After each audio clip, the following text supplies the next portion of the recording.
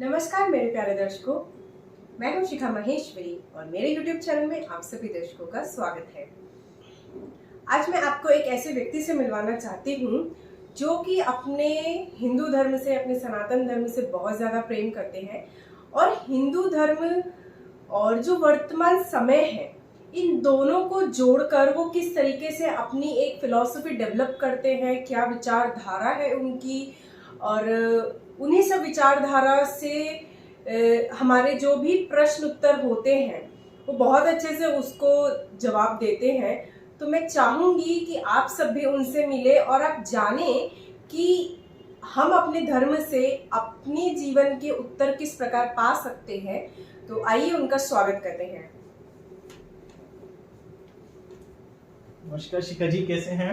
नमस्ते। नमस्कार केशव जी, ये है केशव जी और हमारे YouTube चैनल में आपका बहुत हार्दिक स्वागत है। धन्यवाद, आपने बुलाया जी। बहुत बहुत आपने हमारे लिए समय निकाला, ये बहुत ही हमारे लिए बहुत अच्छी बात है कि आपने अपने इतने व्यस्त समय में हमारे लिए थोड़ा सा समय निकाला है और हमारे दर्शकों के लिए समय निकाला है, क्योंकि धर्म की चर्चा हर कोई कर रहा है और हमें बहुत सारी कहानियां भी धर्म से संबंधित हम जानते हैं, लेकिन उन कहानियों के पीछे क्या उद्देश्य है, क्यों वो कहानियां हमारे सामने नरेट की गई, क्यों वो आपको वीडियो फॉर्म में अवेलेबल है, ऑडियो फॉर्म में अवेलेबल है, प्लस बुक्स फॉर्म में अवेलेबल है, उनके पीछे का जो रहस्य है, ये तथ्य है कि हम उसे वर्तमान समय में या कलयुग में किस प्रकार से उन कहानियों के माध्यम से, उन स्क्रिप्चर्स के माध्यम से और जो भी हमारे वेद ग्रंथ लिखे गए हैं उनके माध्यम से हम कैसे अपने जीवन को सफल बना सकते हैं, कैसे उनमें एक सामंजस्य बिठा सकते हैं, उन सभी प्रश्नों के बारे में आज हम जानेंगे केशव जी से। जी। तो मेरा आपसे सबसे पहला प्रश्न यह होगा कि आपको गीता पढ़ना बहुत पसंद है, तो गीता से हम वर्तमान समय में कैसे रिलेट कर सकते हैं? हमारी जो यंग जनरेशन है, छोटी से छोटी चीज पे डिप्रेशन में चली जाती है, आत्महत्या कर लेती है, उन्हें कोई आंसर नहीं मिलता है और कहीं ना कहीं उन्हें ऐसा लगता है कि अब तो मैं बहुत अकेला फील कर रहा हूँ, इससे आगे तो शायद जिंदगी नहीं बची है। तो इस प्रश्न का उत्तर गीता में आप किस माध्यम से आप ढूंढते हैं, या आपने गीता पढ़ी हो तो आपको लगा होगा कि yes, this is the answer कि यंग जनरेशन को ये गलत कदम नहीं उठाने चाहिए। देखिए, गीता क्या है? पहले तो सबसे बेसिक लोगों को यही नहीं पता कि गीता क्या है। लोग समझते हैं गीता कुछ तो भी है जो कृष्ण भगवान ने बोला, गीता कुछ तो भी है जो अर्जुन ने सुना, गीता कुछ तो भी है जो महाभारत में बोला गया था, या एक बहुत गलत डेफिनेशन गीता की ये है कि ये हिंदू धर्म की किताब है। सबसे बड़ी प्रॉब्लम किधर है कि लोगों को ये नहीं पता गीता किधर क्या है। उससे पहले मैं आप सिचुएशन देखिए, गीता कब बोली गई थी? एक वॉर थी जो स्टार्ट होने वाली थी। वॉर का जो मेन पिलर था, जिसके ऊपर पूरी वॉर डिपेंडेंट थी, अर्जुन, वो बोलता है, वो इमोशनल हो जाता है, किसी भी रीजन से वो इमोशनल हो जाता है और तब उनका बेस्ट फ्रेंड जो खुद स्वयं भगवान विष्णु हैं, वो उसको कुछ समझा रहे हैं। गीता का बेस यहाँ से डेवलप होता है। तो आपने जो पहले क्वेश्चन पूछा कि बहुत बच्चे आजकल डिप्रेशन में चले जाते हैं, बहुत बच्चे आजकल स्ट्रेस में चले जाते हैं, तो अर्जुन भी डिप्रेशन में चला गया था। डिप्रेशन में जाना प्रॉब्लम नहीं है, प्रॉब्लम ये है कि आप उससे बाहर कैसे आते हो। तो जब अर्जुन डिप्रेशन में गया तो कृष्ण भगवान ने उसे वो नॉलेज दी जो एटर्नल नॉलेज है, जो हमेशा रहेगी। और इसीलिए मैं आपको एक बात बताना चाहूंगा, एक सबसे बड़ी गलत धारणा लोगों के मन में ये है कि ये हिंदू धर्म है, हिंदू करके कुछ नहीं होता। लेट मी टेल यू, धर्म सनातन धर्म है और सनातन धर्म का जो बेस है, क्रक्स, दैट इज सनातन। सनातन का मतलब क्या है? जो हमेशा रहा है, हमेशा से है और हमेशा रहेगा। तो वो खुद एक स्टेबल है, वो धर्म ही स्टेबल है। तो सनातन धर्म में हर चीज को बहुत एक हर चीज एक्सेप्ट की गई है, इवन डिप्रेशन, हर मतलब अवसाद, दुख, पीड़ा, सब सब ऐसा कोई चीज नहीं है जिस चीज को एक्सेप्ट किया है, नहीं किया है, सब चीज को एक्सेप्ट किया है। तो अब आते हैं मेन क्रक्स पे कि ये प्रॉब्लम लोगों की जो डिप्रेशन आ जाती है ये कहाँ से आती है। तो जब अर्जुन डिप्रेस हुआ था, कृष्ण भगवान ने क्या कहा था, उसके डिप्रेशन का रीजन क्या था आप जानते होंगे। उसके डिप्रेशन का मेन रीजन था कि वो ऑब्सेसिव हो गया था अपनी फैमिली को लेकर। करेक्ट जी। उसको अर्जुन क्यों बोलता है कि मुझे नहीं लड़ना है, वो इसलिए बोलता है क्योंकि एक पॉइंट ये आता है, वो बोलता है कि ये जो इंसान खड़ा है ये मेरा परदादा लगता है, ये इंसान जो खड़ा है ये मेरा भाई लगता है, वो इंसान खड़ा है वो मेरा दोस्त लगता है, वो इंसान खड़ा है मेरा गुरु लगता है, मैं इसलिए लोगों से नहीं लड़ सकता। That means it was an obsession for his relations. उस जो उसके रिलेशनशिप्स थे उसके लिए एक्सेस लव था। और कृष्ण भगवान गीता का बेस ही उधर से आता है कि किसी भी चीज की अति हानिकारक होती है, चाहे वो इवन प्यार ही क्यों ना हो। तो अब आते हैं कि आज की जनरेशन में लोग क्यों डिप्रेशन में जाते हैं, क्योंकि हर चीज की अति है।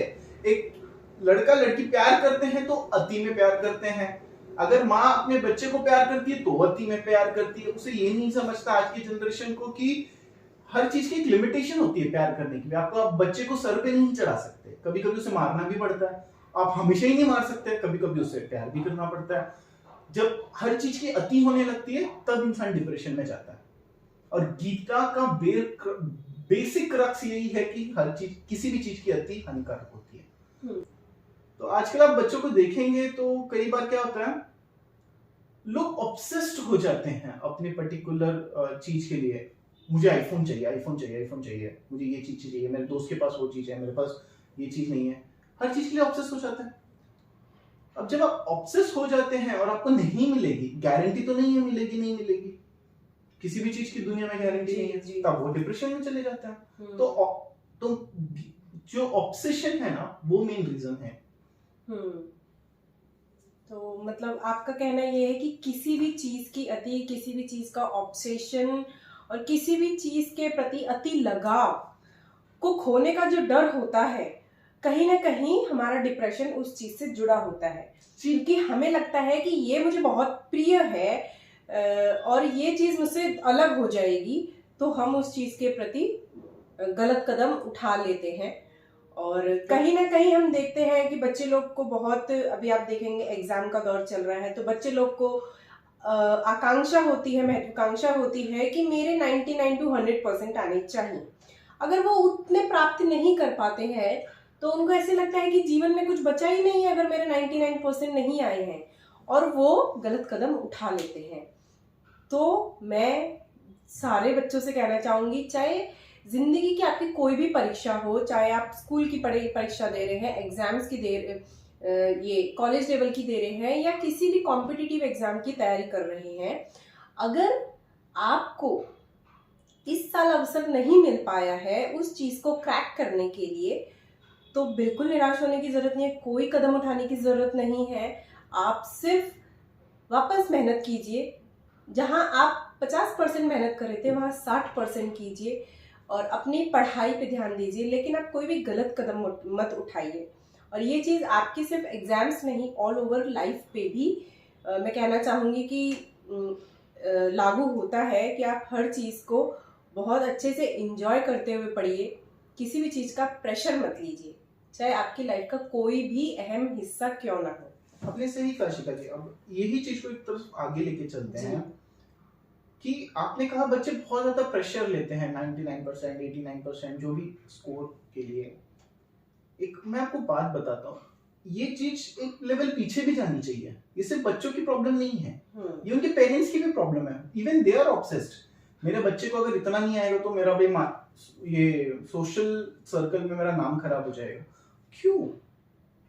आपका बच्चा है, आपका बच्चा दूसरे का बच्चा नहीं है कि दूसरे को बच्चा उतना आया है तो उसको उतना स्कोर आना चाहिए। दूसरी बात, कई बार लोग सिर्फ एक और चीज में बोलना चाहूंगा, आपने जो एक पॉइंट उठाया एजुकेशन को रिलेटेड, स्कोर्स को रिलेटेड, सो कॉल्ड मार्क्स को लेके, कई बार बच्चे को करिकुलर को लेके भी ऑब्सेस हो जाते हैं। अगर आप देखेंगे तो कोई सिंगिंग में जा रहा है, इतने सारे रियलिटी शोज आते हैं, कोई डांसिंग में जा रहा है, एंड वो उस पर्टिकुलर पैशन को लेके इतने ऑब्सेस हो जाते हैं कि जब वो पर्टिकुलर फील्ड में वो कंटिन्यू नहीं कर पाते तभी भी डिप्रेशन में चले जाते हैं।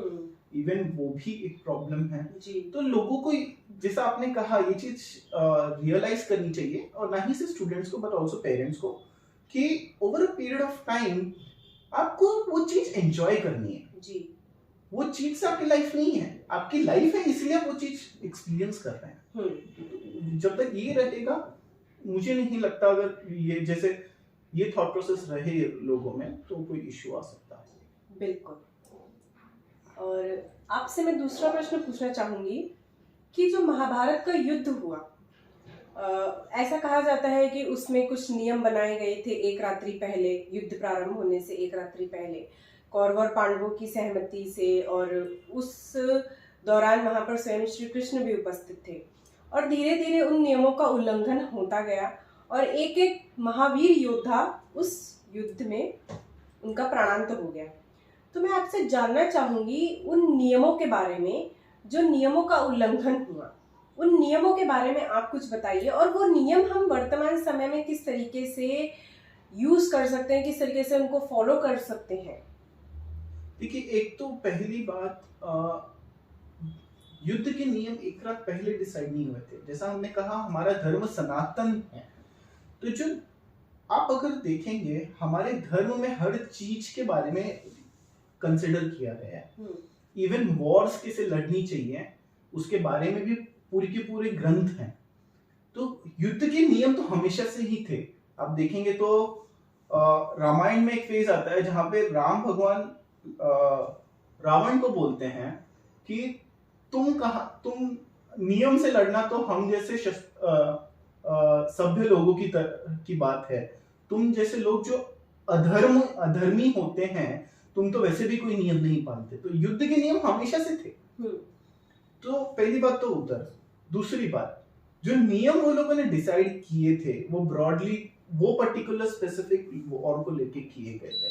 बट वॉर का एक सबसे बड़ा नियम जो कौरवों ने अपनी तरफ से निकाला वो ये था कि जीतना इंपॉर्टेंट है, ठीक है। तो उन्होंने तोड़ना शुरू किया। अब इसके भी दो कारण हैं। ऐसा बोला जाता है कौरवों ने नियम तोड़े इसलिए पांडवों ने नियम तोड़े, पांडवों ने तोड़े इसलिए कौरवों ने तोड़े।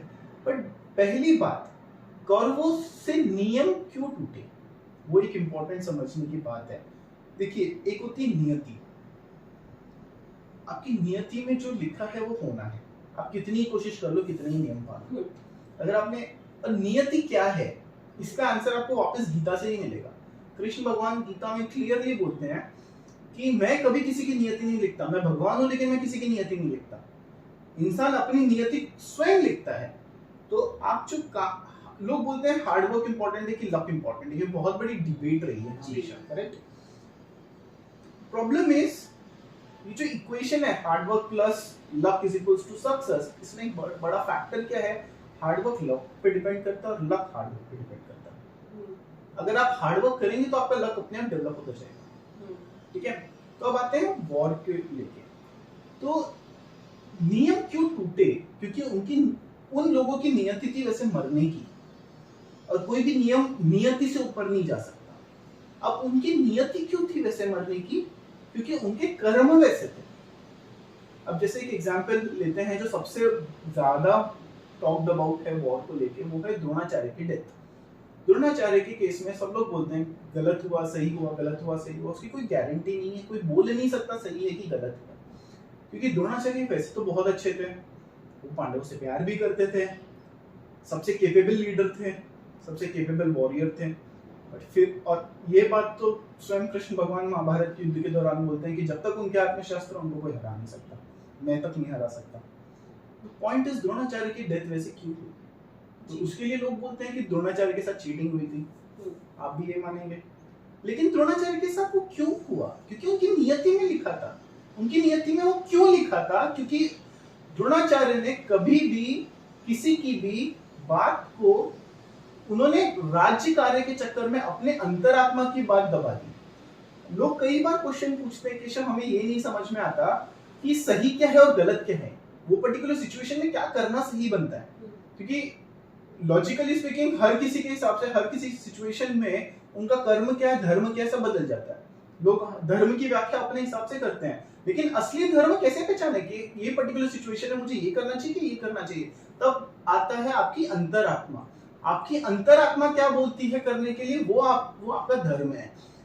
द्रोणाचार्य की लाइफ में ऐसे बहुत सारे एग्जांपल्स है जहां पे उनकी अंतरात्मा ने कुछ कहा और उन्होंने वो चीज नहीं की। जैसे एकलव्य को ट्रेनिंग देना, वो गुरु थे, वो ब्राह्मण थे, ठीक है, उनकी रिस्पॉन्सिबिलिटी थी कि सबको इक्वल ट्रीटमेंट दी जाए। जो भी उनसे एजुकेशन मांगे, उन्होंने कर्ण को दी, नहीं दी। उन्होंने एकलव्य को दी, नहीं दी। एकलव्य ने जब अपनी तरफ से सीखी, उन्होंने उसका अंगूठा मांग लिया। तो उन्होंने अपनी अंतरात्मा नहीं सुनी, अपनी अंतरात्मा की बात नहीं सुनी, ठीक है। फिर उनकी अंतरात्मा हमेशा कहती थी कि जब द्रौपदी के ऊपर अत्याचार हो रहा था, उनकी अंतरात्मा ने कहा था कि मुझे इसके अगेंस्ट रिवोल्ट करना चाहिए। उन्होंने किया, नहीं किया।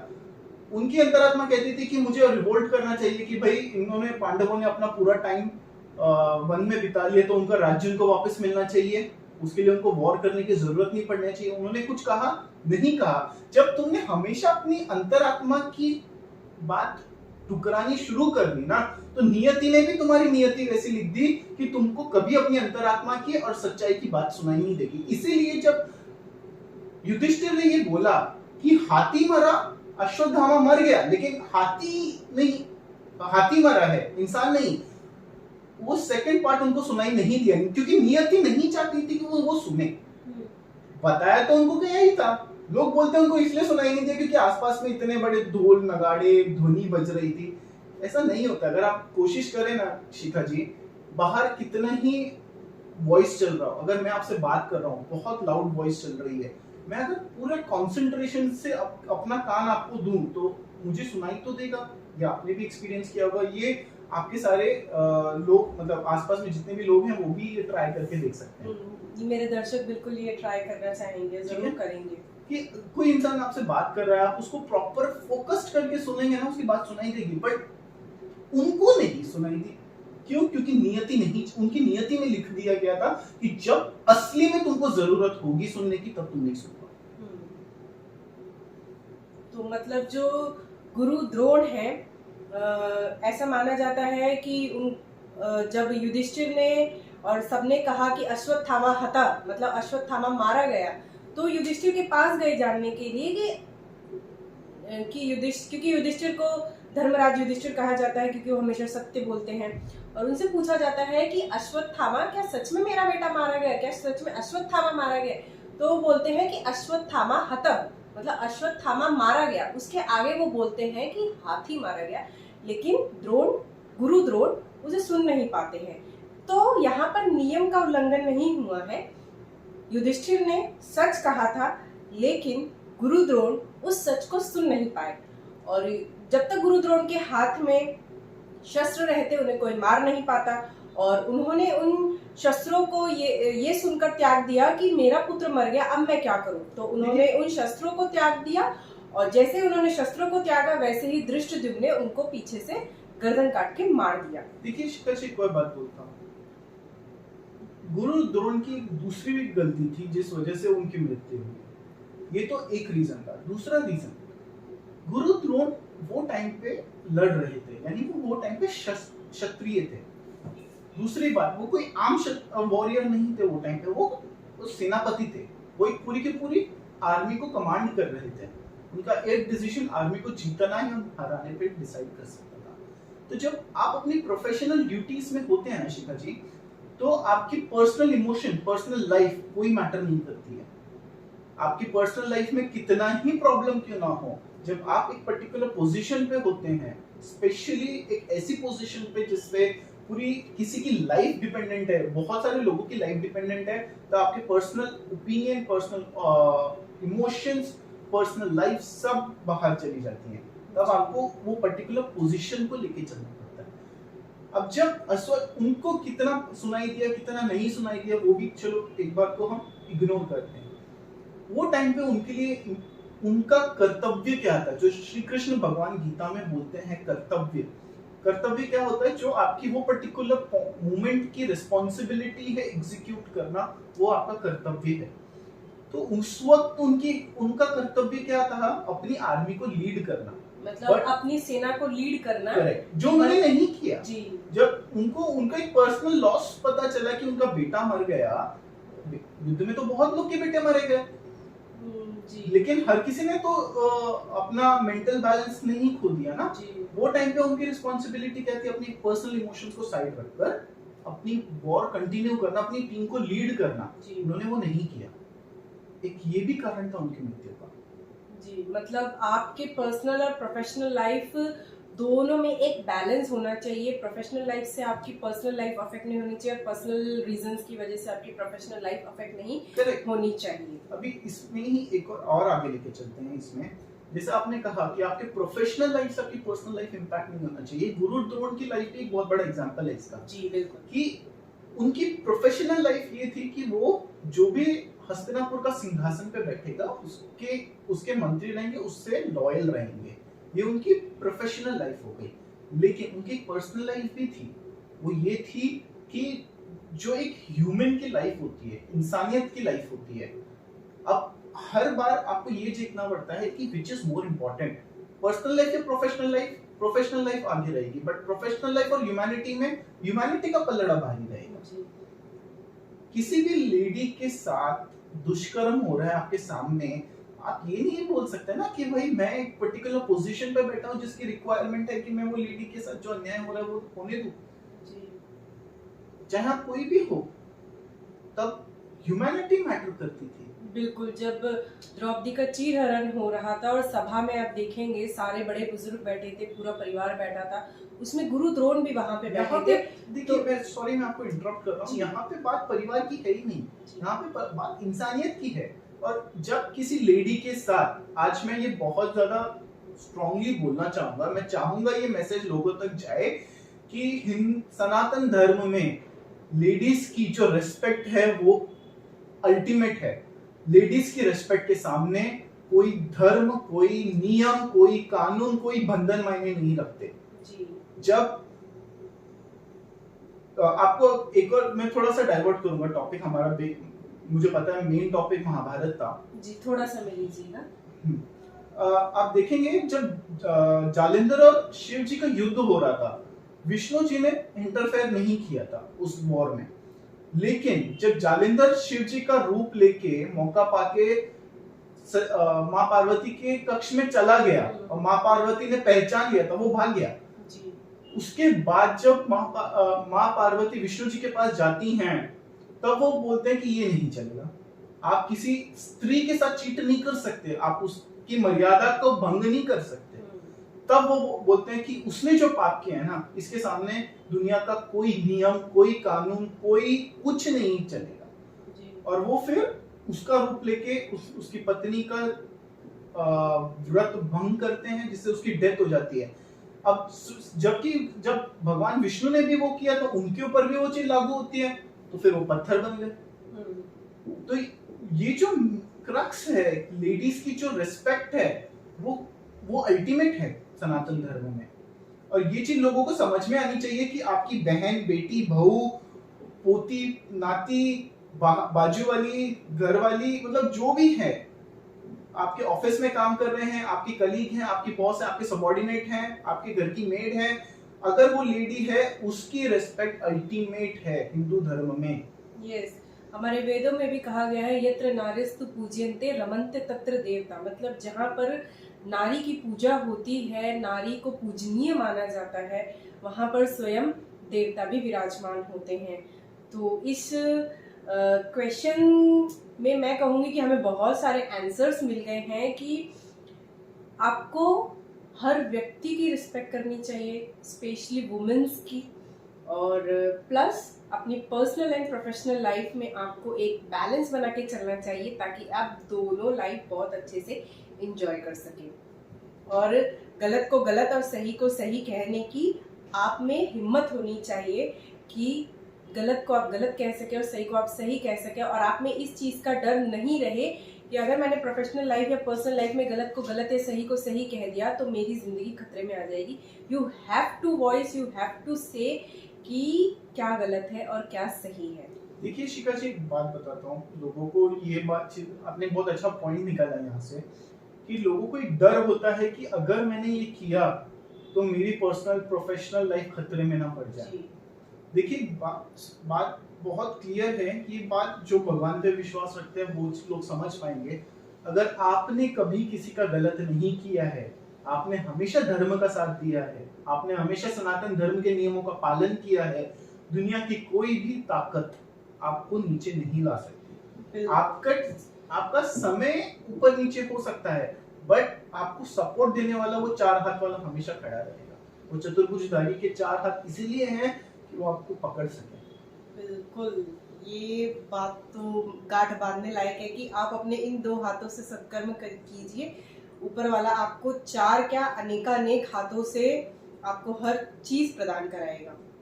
देखिए आपको एक बात बताता हूँ, अगर आपने विष्णु जी को देखा है, ये मेरी पर्सनल ओपिनियन है, पीपल माइट डिफर।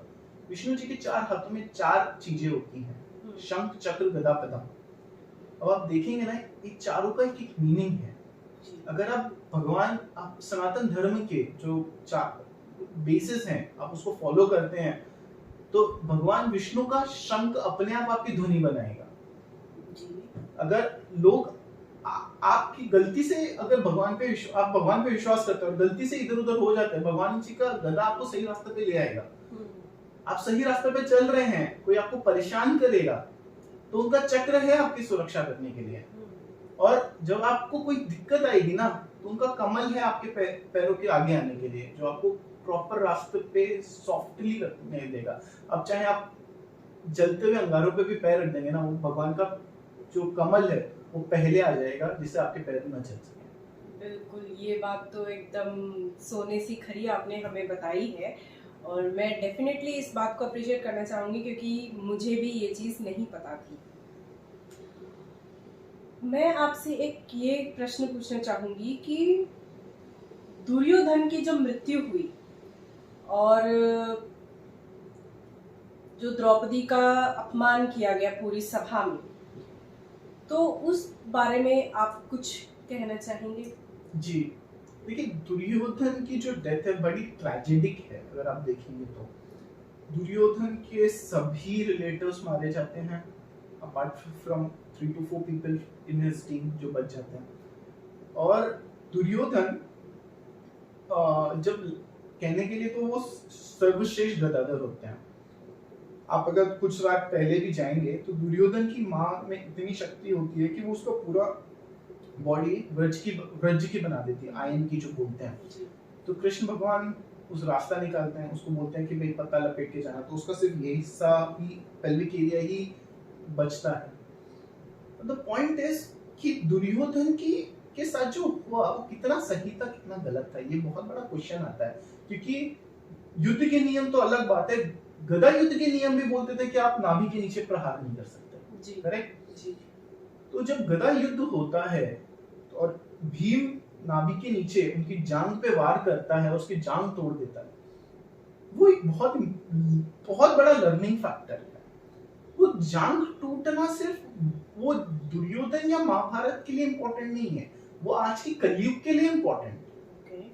दुर्योधन की जांघ इसलिए नहीं टूटी थी क्योंकि उसको हारना था, दुर्योधन की जांघ इसलिए टूटी थी भगवान को ये बताना था लोगों को कि अगर आप स्त्रियों का अपमान करते हैं तो क्या होगा।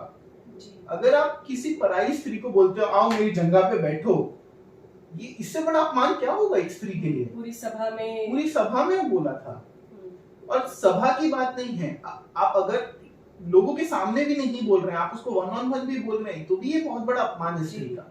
जो कि हम देखते हैं कि आजकल लोग डोमेस्टिक वायलेंस और प्रोफेशनल लेवल पे ये सब कमेंट्स करते हैं और सह भी रहे हैं, क्योंकि उन्हें डर लगता है कि अगर मैंने कुछ कह दिया तो मेरी जॉब चली जाएगी या मुझे घर से बाहर निकाल दिया जाएगा, मेरे ससुराल वाले मुझे बाहर निकाल देंगे, मेरे मायके वाले एक्सेप्ट नहीं करेंगे। तो हर लेवल पे आप देखेंगे जो हमारी रामायण है, महाभारत है, गीता है, भगवत गीता है, हमारे वेद हैं, हमें चाहे वो किसी भी कालखंड में लिखे गए हैं, लेकिन जब आप उन्हें पढ़ते हैं, उन्हें समझने का प्रयास करते हैं, तो आप देखेंगे वो हर कालखंड में हमें ऐसा ही लगेगा कि ये हमारे लिए लिखे गए, हमारे प्रश्नों का उत्तर हमें दे गए हैं। तो जी देखिए, जो ह्यूमन वर्ल्ड है, ह्यूमन लाइफ है शिखा जी, उनके ब्रॉडली आप देखेंगे तो प्रॉब्लम्स सेम ही हैं जी, वही लेडीज की रिस्पेक्ट ना करना, पैसे की कमी, भाइयों का डिप्रेशन, भाइयों का लड़ना, भाइयों की प्रॉपर्टी हड़पने किसी और किसी का किसी की वाइफ के ऊपर नजर रखना, या जो भी है, मोटा मोटी आप देखेंगे ब्रॉडली लोगों की प्रॉब्लम्स ऐसी नहीं है कि कुछ नई यूनिक प्रॉब्लम है जी, मतलब समस्याएं भी पुरानी हैं और उनके हमारे हमेशा से नियम है, सॉल्यूशंस भी हमें पुरानी चीजों से ही मिले। लेकिन समस्या उधर नहीं है, समस्या प्रॉब्लम्स में नहीं है, समस्या किधर है कि हम ये सारे ग्रंथों को, जितने भी हमारे पुराण हैं, हम उनको ना धर्म के लेवल पे मापते हैं। उनको हम ये देखना चाहते हैं कि सच में हुई थी कि नहीं हुई थी, रामायण हुआ था या नहीं हुआ था, सीता का हरण हुआ था या नहीं हुआ था, एक इंसान कैसे हो सकता है 10 सर वाला, हम वो सारे बेसिस पे जज करते हैं। जबकि वो स्टोरीज भगवान विष्णु ने इसलिए नहीं लिखी है क्योंकि वो लिखनी थी उन्हें, या उन्होंने कुछ किया था तो इसलिए वो स्टोरीज बनी है। वो स्टोरीज उन्होंने इसलिए लिखवाई हैं कि पहले थे 4 वेद, वो 4 वेद जब लोगों ने बोला कि बहुत डिफिकल्ट है, हमें समझ में नहीं आ रहे, तो उनके बने उपवेद। जब वो भी समझ में नहीं, उपनिषद बने। उपनिषद नहीं समझे लोगों को, तो उन्होंने फिर पुराण बनाए कि स्टोरीज फॉर्मेट में आपको वो मैसेज पास हो सके। अब प्रॉब्लम किधर है, लोग वो मैसेज तो भूल जाते हैं, स्टोरीज पे रह जाते हैं। अब वो स्टोरीज में फिर वो क्वेश्चन करते हैं कि इतने लोग कैसे मर सकते हैं, ऐसे कैसे हो सकता है, वैसे कैसे हो सकता है। स्टोरीज इसलिए नहीं बनी, पुराण इसलिए नहीं बने कि उनको ये बताना था कि राम ने अपनी लाइफ में क्या किया। भगवान विष्णु को कोई फर्क नहीं पड़ता है, राम उन्होंने अपने, उनको फर्क इस चीज से पड़ता है कि एक इंसान को अपनी पर्सनल लाइफ में कैसा होना चाहिए। कृष्ण अवतार में उन्होंने बोला एक इंसान को अपनी सोशल और प्रोफेशनल लाइफ में कैसा होना चाहिए, एक भाइयों में रिलेशन कैसी होनी चाहिए। एक राम जी के लिए सबसे बड़ा क्रिटिसिज्म जो आता है वो होता है सीता का त्याग वापस आने के बाद। लेकिन लोग ये नहीं समझते कि उसके आगे भी एक स्टोरी है, जहां पे जब अश्वमेध यज्ञ की बारी आती है और ये होता है कि भाई बिना वाइफ के तो अश्वमेध यज्ञ नहीं होगा, तो वो बोलते हैं मैं शादी नहीं करूंगा। उसका सॉल्यूशन, जाओ शास्त्रों पढ़ो, धर्म पढ़ो, वेद पढ़ो, लेकिन उसका सॉल्यूशन लेके आओ, मैं दूसरी शादी नहीं करूंगा। दैट शोज कि आप अपनी प्रोफेशनल लाइफ की वजह से, अगर आप एक राजा ने अपनी पत्नी का त्याग किया समाज के कारण, धोबी ने कलंक लगा दिया था, तो राजा ने अगर वो त्याग करना पड़ा रानी का, तो फिर उन्होंने अपनी पर्सनल लाइफ को उस हिसाब से रखा कि भाई मैं मेरी वाइफ से बहुत प्यार करता हूँ, मुझे कोई डाउट नहीं है कि वो प्योर है, तो उन्होंने दूसरी शादी भी नहीं करी कभी। लोग वो पहलू देखना भूल जाता है। तो वो उन्होंने स्वर्ण की सीता बना के यज्ञ किया था। तो ये सारी जो स्टोरीज हैं, ये रामायण महाभारत की जो स्टोरीज हैं, वो उनके पीछे एक मैसेज है। आप देखेंगे तो राम जी, विष्णु जी के 10 बड़े अवतार हुए हैं, ठीक है। 10 मेजर अवतारों में से हम ज्यादातर लोग 2 अवतारों को ज्यादा पूछते हैं। 10 नहीं, एक्चुअली 9 हुए हैं, 10वां हुआ नहीं है, तो 8वें और 9वें को ज्यादा पूछते हैं। वो राम है और वो कृष्ण है। तो राम और कृष्ण भगवान इसलिए नहीं है क्योंकि वो विष्णु का अवतार है। राम और कृष्ण भगवान इसलिए है क्योंकि उन्होंने अपना जीवन वैसे जिया है। आप उनकी लाइफ, अगर ये 2 लोगों की लाइफ आप उतार लें, तब आप इट्स एज गुड एज, अगर आप देखेंगे रामायण इज अ बायोग्राफी, आज के लैंग्वेज में बोलूं तो it's a biography of a king name Ram, ठीक है। आज भी तो हम दुनिया भर की बायोग्राफीज पढ़ते हैं, हम ओबामा की बायोग्राफी पढ़ते हैं, हम महात्मा गांधी जी की बायोग्राफी पढ़ते हैं, हम हमारे विवेकानंद जी की बायोग्राफी पढ़ते हैं, और भी ये तो बहुत मेजर लोग हो गए जिन्होंने अपनी लाइफ में बहुत अच्छा काम किया है, जिन्होंने कुछ अचीव किया है। मोदी जी की बायोग्राफी पढ़ते हैं, क्यों? उन्होंने अपनी लाइफ कैसी जी है, वो एक एग्जाम्पल है। अगर वो एक एग्जाम्पल है तो हमें उस एग्जाम्पल से सीखना चाहिए। रामायण भी एक तरह से बायोग्राफी है। आपको अगर रामायण को धर्मशास्त्र के हिसाब से नहीं पढ़ना है, आप एक बायोग्राफी के हिसाब से पढ़िए कि वो इंसान ने अपनी लाइफ ऐसी जी कि उससे कुछ सीखा जा सकता है, तो आप वो सीख निकालिए। महाभारत क्या है? महाभारत भी देखा जाए तो 5 लोग, ये जो फैमिली है उसकी बायोग्राफी है। Correct me if I am wrong, broadly देखा जाए तो उनकी बायोग्राफी है, उनका पास्ट, प्रेजेंट और उनका एंड तक बताया गया है। वो 5 लोगों की लाइफ से आप ये सीखिए ना, वो उनकी लाइफ में वो इतने महान बने, तो उनकी लाइफ से क्या सीखना है। भागवत क्या है? भागवत भगवान श्री कृष्ण की बायोग्राफी है, आप उनकी बायोग्राफी से सीखिए क्या पढ़ना है। अब वो उसको धर्म, हिंदू धर्म और रिलीजन की प्रॉब्लम हम लोग वो बांध देते हैं ना, उधर आ जाती है। ये तो धर्म की किताबें हैं, धर्म की किताबें नहीं है, वो कुछ सिखाने की है। कृष्ण भगवान की जो लीलाएं हैं, उनके जो जन्म हैं, उनके जो अवतार हैं, उनकी एक एक वाणी जो है, सब कुछ हमें ग्रहण और त्याग की शिक्षा देती है। तो उन चीज़ों से हम सिर्फ राम और कृष्ण ही नहीं, हम हर किसी से बहुत कुछ सीख सकते हैं। और राम और कृष्ण इज द अल्टीमेट, कि उन्होंने जैसा जीवन जिया वैसा हम जी सके, लेकिन उस पॉजिटिव वे में, पॉजिटिव मैनर में। आप देखेंगे कि भले ही सीता का अपहरण हो गया, लेकिन राम डिप्रेशन में नहीं गए, राम ने कभी किसी पे गुस्सा नहीं किया। राम ने बस एक बार गुस्सा किया था जब समुद्र उन्हें रास्ता नहीं दे रहा था पुल बनाने के लिए, तब उन्होंने एक बार हल्का सा उस पर गुस्सा किया था कि मुझे आप रास्ता बनाने दीजिए। देखिए राम जी को ना, आप देखेंगे पूरे रामायण में से 3 बार गुस्सा आया। एक बार जो आपने एग्जाम्पल दिया, दूसरी बार उनको रावण पे गुस्सा आया था, और तीसरी बार जब सीता धरती में समा गई थी तब उनको धरती पे क्रोध आया था। तो आप देखेंगे तीनों केस में, अगर आप ध्यान से ऑब्जर्व करेंगे, स्पेशली पहले 2 केस में, ऐसा नहीं है राम वाज अल्टीमेट पावरफुल, उनके पास बहुत सारे वेपन्स थे, ब्रह्मास्त्र से लेके विष्णुअस्त्र से लेके एक सादे तीर तक, सब टाइप के वेपन्स थे उनके पास। लेकिन क्या उन्होंने पहले वेपन उठाया? उन्होंने पहले वेपन नहीं उठाया। हम वेपन की बात करते हैं, आप देखेंगे जब सीता लंका में थी तो उन्होंने सिर्फ एक घास के तिनके से अपनी सुरक्षा करी थी। तो ऐसा नहीं है कि हमारे पास बहुत ज्यादा सुख सुविधाएं हैं, बहुत ज्यादा अस्त्र शस्त्र हैं तो ही हम बहुत अच्छे से रह सकते हैं, अपनी सुरक्षा कर सकते हैं। आप सीता से भी सीख सकते हैं कि सीता जी ने सिर्फ एक तिनके से अपनी रक्षा करी थी रावण से। ये भी एक एग्जाम्पल बहुत बढ़िया लिया आपने। जब हम बोलते हैं सीता जी ने तिनके से अपनी रक्षा करी थी, तो कोई भी लोग इस पे आ जाते हैं कि भाई तिनके में ऐसे कैसा हो सकता है, वो तो इतना पावरफुल है।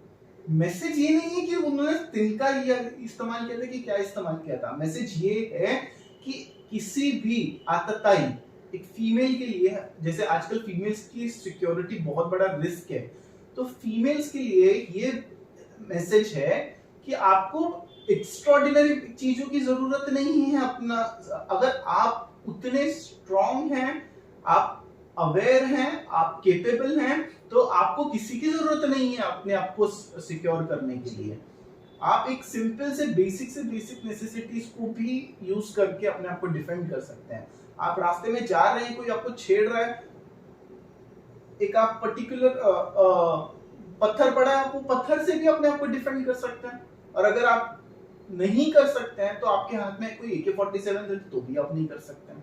तो वो मैसेज ये है तिनके का कि आपको अपने ऊपर कॉन्फिडेंस होना चाहिए, आपने उतना स्ट्रांगली सामने वाले को पुश बैक करना चाहिए कि आप अपने आप को सिक्योर कर सकें। ये इंपॉर्टेंट नहीं है। अभी जैसे प्रॉब्लम, जैसा मैं वापस यही रिपीट कर रहा हूँ, देखेंगे तो कि हम बार-बार ना स्टोरीज में फंस जाते हैं, जबकि actually story was supposed to be a medium, एक इंफॉर्मेशन देने के लिए।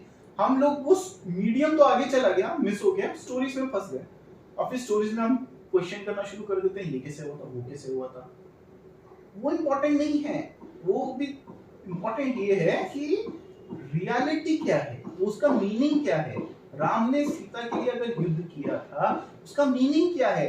उसका मीनिंग ये है कि आपकी वाइफ आपके लिए इतनी, आप जिस लड़की से शादी करते हो वो लड़की की हर बेसिक नीड, उसकी सिक्योरिटी, उसकी लाइफ, आपकी रिस्पॉन्सिबिलिटी है। आप जस्ट बिकॉज किसी, अब देखेंगे सबसे ज्यादा डिफिकल्ट टास्क राम के लिए क्या था, ये पता करना कि सीता है कहाँ।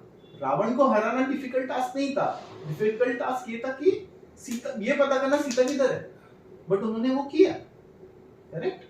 तो वैसा क्यों किया उन्होंने? ऐसा तो है नहीं उनकी लव स्टोरी पहले से चल रही थी जैसे आजकल की फिल्मों में दिखाया जाता है, वैसा भी नहीं है। वो मिले, एक पर्टिकुलर स्वयंवर हुआ, नो डाउट माना जाता है कि वो पहले उन्होंने एक दूसरे को गार्डन में देखा था और वहां से लव एट फर्स्ट साइट था, बट अगर वो भी एक पर्टिकुलर मेन रीजन नहीं था उनकी शादी का। मेन रीजन वो स्वयंवर था जो राम ने जीता। राम ने भी स्वयंवर में पार्टिसिपेट नहीं किया था। आप देखेंगे राम की लाइफ इसीलिए इंपॉर्टेंट है।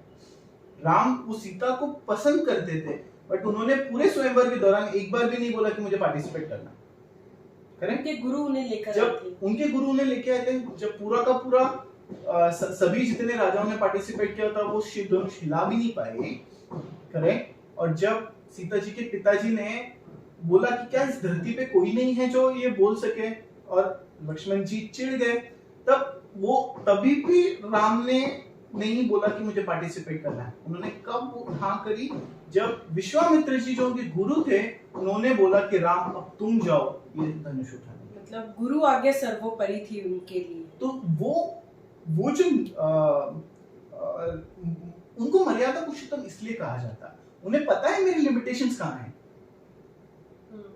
करेक्ट। तो वैसे ही जब भी समुद्र के से वो रास्ता मांग रहे थे, वो स्वयं विष्णु का अवतार है जिन्होंने ब्रह्मा को क्रिएट किया, जिसने दुनिया क्रिएट करी। वो चाहे तो न क्या हो सके, बट फिर भी वो पहले 3 दिन शांति से समुद्र से रिक्वेस्ट कर रहे हैं कि भाई मुझे रास्ता दे दो। उनके लिए समुद्र सुखाना कौन सी बड़ी बात थी, उनके लिए रावण को मारना कौन सी बड़ी बात थी। बट जब वो नहीं सुनता तब वो बोलते हैं कि तब उनको गुस्सा आता है। वो रावण को भी 2 मौके देते हैं सुधरने के लिए, है ना। एक युद्ध शुरू होने से पहले, एक मेघनाथ की मृत्यु के बाद वो मौका देते हैं उसे कि भाई तुम सरेंडर कर दो, सीता दे दो, हमको कुछ नहीं चाहिए। फिर भी वो नहीं सुनता है, तब उनको गुस्सा आता है, तब वो रावण को हराते हैं। तो आपको तीसरी बात, तो बात इधर है कि आपके पास पावर कितनी ही क्यों ना हो, आप में वो संयम भी होना चाहिए। सिर्फ पावर इंपॉर्टेंट नहीं है, पावर से ज्यादा संयम इंपॉर्टेंट है। राम वो सिखाता है। लोग राम राम राम राम जय श्री राम तो बोलते हैं, लेकिन राम की लाइफ से वो कब सीखेंगे? बिल्कुल, हम राम और कृष्ण और जितने भी हम त्योहार मनाते हैं बहुत अच्छी बात है, हम बहुत दिल से मनाते हैं, बहुत उत्साह से मनाते हैं, लेकिन इन सब के जन्म के पीछे, इन सब त्योहारों के पीछे, इन सब लीलाओं के पीछे भगवान ने छोटे छोटे उद्देश्य आपके लिए भेजे हैं, छोटी छोटी सीखें आपके लिए भेजी हैं। और भगवान इन सब से वही सीख हमें जताना चाहते हैं, बताना चाहते हैं। मैं एक उदाहरण के माध्यम से आपसे कहना चाहूँगी कि आप देखेंगे 1st to 5th 6th standard तक हमें स्टोरीज सुनाई जाती हैं, स्टोरीज लिखवाई जाती हैं, स्टोरी कंपटीशन होते हैं, और उसमें हम लास्ट में लिखते हैं सीख, मतलब जो हमने पर्टिकुलर कहानी लिखी है उससे हमने क्या सीखा। और मोस्ट इम्पॉर्टेंट, वो सीख की वजह से हमें ज़्यादा मार्क्स मिलते हैं, क्योंकि सेम कहानी मैंने भी लिखी है, सेम कहानी आपने भी लिखी है, लेकिन सीख जो एक लाइन में लिखनी है वो आपकी अलग होगी और मेरी अलग होगी। तो यही बात सिर्फ भगवान आपसे कहना चाह रहे हैं कि सीख इम्पॉर्टेंट है। स्टोरीज मैंने आपको दी है, स्टोरीज के पीछे तथ्य हैं, उनके पीछे सीख है, उन सीख के माध्यम से आप अपने जीवन को कलयुग में बहुत स्मूथली चला सकते हैं। तो मैं आपको बहुत बहुत ज़्यादा धन्यवाद करना चाहूँगी कि बहुत सारे ऐसे प्रश्न मेरे भी दिमाग में चल रहे थे। मैं भी जब पढ़ती हूँ तो कभी कभी मुझे लगता है कि ये चीज़ ऐसे क्यों हुई होगी। तो और आपने मेरे प्रश्नों का भी बहुत अच्छा निराकरण किया है, एंड आई एम श्योर मेरे दर्शकों का भी बहुत अच्छा निराकरण हुआ होगा। उनके मन में जो भी जिज्ञासाएं होंगी, प्रश्न होंगे, वो पढ़ते होंगे तो उन्हें लगता होगा कि ये कहानी के पीछे क्या मोटिव रहा होगा। तो I think now you are better know कि आप जो पढ़ रहे हैं सही पढ़ रहे हैं, लेकिन उसे सही समझने का भी प्रयास कीजिए, सही रूप में उसे एक्सेप्ट कीजिए, सही रूप में उसे अपनी ज़िंदगी में आप उसे लागू कीजिए। जिस तरीके से हम बहुत सारे नियम फॉलो करते हैं, ट्रैफिक नियम फॉलो करते हैं, सरकार के नियम फॉलो करते हैं, टैक्स रूल्स फॉलो करते हैं, वैसे ही हमारे सनातन धर्म के भी कुछ रूल्स हैं, कुछ नियम हैं, कुछ सीख है, वो हमें ज़रूर फॉलो करनी चाहिए। अगली बार फिर हम आएंगे किसी दूसरे टॉपिक के साथ जो हमें बहुत अच्छी सीख दे सके, हमारे जीवन में छोटे छोटे या बड़े बदलाव दे सके। फिर किसी व्यक्ति के साथ, फिर किसी महानुभाव के साथ ज़रूर आपके समक्ष हम प्रस्तुत होंगे। तब तक के लिए हमें इजाज़त दीजिए और हमारे चैनल को सब्सक्राइब कीजिए, लाइक कीजिए, शेयर कीजिए। वीडियो कैसी लगी कमेंट बॉक्स में ज़रूर बताइए। किसी और टॉपिक पे आप अगर वीडियो चाहते हैं या किसी प्रश्न का आप निराकरण चाहते हैं, किसी दुविधा में आप हैं उसका आप निराकरण चाहते हैं, तो आप हमें ईमेल पे भी लिख सकते हैं, कमेंट बॉक्स में भी आप अपने प्रश्न हमसे शेयर कर सकते हैं। हमारा पूरा प्रयास रहेगा कि हम आपके एक एक कमेंट का, एक एक ईमेल का ज़रूर रिप्लाई कर सकें। टिल देन अपना ख्याल रखिए। थैंक यू, धन्यवाद, नमस्ते। जय श्री राम। जय श्री राम।